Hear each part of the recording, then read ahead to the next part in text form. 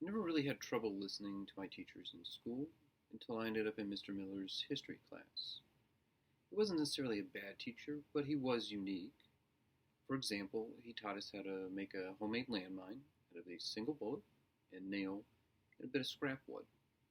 I'm still really not sure why he taught us that. Regardless, his class was the first class of the day for me, and I am not a morning person, so I was usually struggling to fully wake up for the day. And then Mr. Miller also has a bit of a monotone voice. When you combine that with the fact that I'm a bit tired, it made him sound sort of like the teacher from the Peanut Gallery and a droning sound in the background. Mr. Miller also had a tendency to make inappropriate jokes and comments, usually at the beginning of class, and these could be a bit distracting or a bit of a motivation killer.